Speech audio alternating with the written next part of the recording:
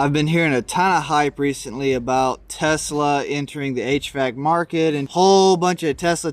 So let's talk about it. Musk has stated that he really wants to get into the HVAC market. He wants to push Tesla that direction. He thinks he could bring a lot to the table in helping, drive energy efficiency. The very specific things he's said is revolved around home efficiency and energy usage, and having your home tied into like your car, for example, and to where it can track you when you're on your way home. And so when you're on the road, it's going to see that and start your home system or learn your schedule, things like that. And then he's also talked about trying to take some of their other technology that they've developed, like their heat pump system they've put in some of their cars, and using that as a platform and a base to develop other HVAC systems. They've got a serious competitor in what Daikin and LG are doing in the VRV VRF world. That's some phenomenal technology that has done tremendous amounts over the last couple of decades to really change and morph a lot of the industry already. And so that would be one of the major things that Tesla would have to overcome, is finding a way to compete and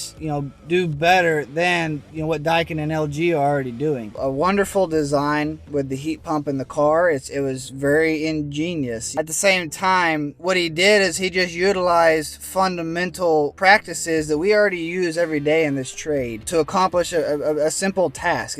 It wasn't a hugely complicated thing that was achieved at that point. But we can't get wrapped up in the hype of what he did there is going to fit everywhere else around the world. It's just not the case, and I know there's a huge hype about the HEPA filter systems, and that's great, and HEPA filters are wonderful. It's what's used in like surgery suites and things. The requirements and the airflow restrictions and the design changes that are needed to facilitate that kind of filtration is extraordinary. It would cost so much more to implement a filtration system like that in an average home, and the size of the equipment and the airflow required and everything about it. It would end up making it not feasible for the average person. At the end of the day, a HEPA filter, the reason it can filter so much is because it lets so little air through. And the modern home filters that are used compared to a HEPA filter, they're not even in the same solar system.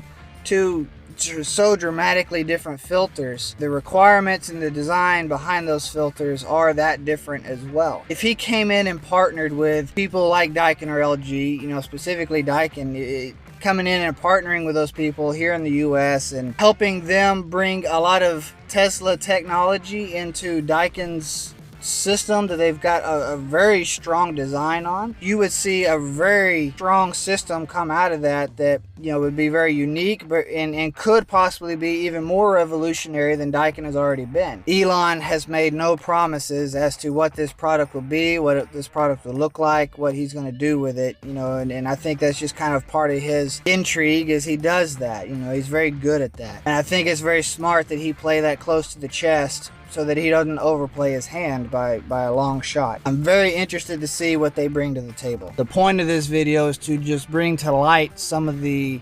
falsehoods and preconceived things that have been put out there that I don't think are accurate. But I welcome Tesla trying to get into the HVAC market, because I think that they do have a lot of very strong engineering to bring to the table, and that's something that this industry definitely needs. It doesn't mean that they're going to be the savior of the industry though either, because there are some extremely strong platforms already built inside of the trade. It's just a matter of somebody coming in and continuing the process on top of what's already here.